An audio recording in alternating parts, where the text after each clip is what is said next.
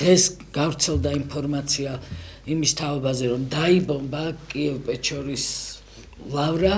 უკრაინა რუსეთს ადებს ხელს, რუსები ამას უარყოფენ. არა მარტო უარყოფენ, რუსები ამბობენ, რომ თავად უკრაინამ დაბომბა კიევ-პეჩორის ლავრა არის ათონისთვის მერე ყველაზე დიდი პლანეტაზე ადგილი სიწმინდე, სადაც 140-ზე მეტი წმინდანის უხრწნელი სხეულებია და წმინდა ნაწილები არის კიევ-პეჩორის ლავრა და ეს წმინდანები აბსოლუტური უმრავლესობა რუსები არიან. აბსოლუტური უმრავლესობა. კიევ-პეჩორა არის ერთ-ერთი ის ადგილი, რომელიც იყო რუსეთს და უკრაინას შორის განხეთქილების თემა და რომელსაც არანაირ შემთხვევაში არ შეეხებოდა რუსეთი, ეს გასაგებია. სამაგეროდ უკრაინის პრეზიდენტი შეეხო, ჯერ მანამდეც ამოიღეს ეს წმინდა ნაწილები, ამოიტანეს ისინი შუშის სასახლეებში არის გამოქვაბულია, დიდი უზარმაზარი გამოქვაბულია.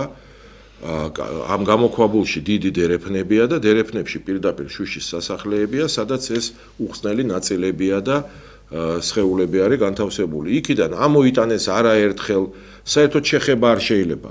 სრულად ურწმუნო ხალხმა, პრეზიდენტ ზელენსკის დროს, კულტურის სამინისტროს წარმომადგენლებმა ამოიტანეს, ვითომ რაღაც გენეტიკურ ანალიზებს ატარებდნენ, ვითომ რაღაცას აკეთებდნენ, უდიერად ეპყრობოდნენ ამ სიწმინდეებს. ეხლა დაიბომბა ეს. უკრაინა აბრალებს რუსეთს, რომ თქვენ დაბომბეთო, რუსეთი იძახის, რომ თქვენ თვითონ დაბომბეთ, რომ ჩვენ დაგვაბრალეთო, ეხლა ვინაა მართალი, ვინაა მტყვანი, მე არ ვიცი ეს და არ შემიძლია აქ არაფერი გავარჩიო, ვერაფერს ვერ ვიტყვი კიევ-პეჩორასთან დაკავშირებით. თვითონ ომის განვითარება. ომი რა ეხლა დაახლოებით 25% ტერიტორიის რუსეთს აქვს წაღებული ამ ეტაპზე.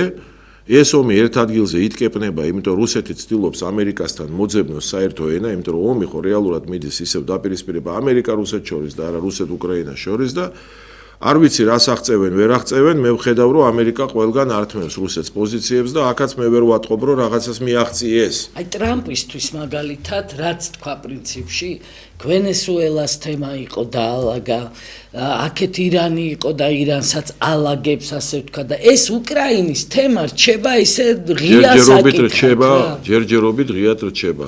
ფაქტი ისაა რომ რუსეთი განწყობილია იმაზე რომ ამ ტერიტორიებს დაიტოვებს, არაფერს არ დაუბრუნებს, გასაგებია უკრაინას, მაგრამ ამ პირობებზე მზად არის რაღაც მშვიდობაზე, მაგრამ ეს არაა მთავარი. რუსეთი ითხოვს, რომ შემდეგ 50 წლის განმავლობაში თამაშის წესები იყოს ზუსტად გარკვეული და ეს ვერ ჩამოყალიბდა. ამაზე ვერ ყალიბდებიან ვერანაირად. ამასობაში ამ მოლაპარაკების პროცესში ამერიკა ცდილობს, რომ მაქსიმუმი წაართვას რუსეთს, დაწყებული ვენესუელიდან დამთავრებული ირანით.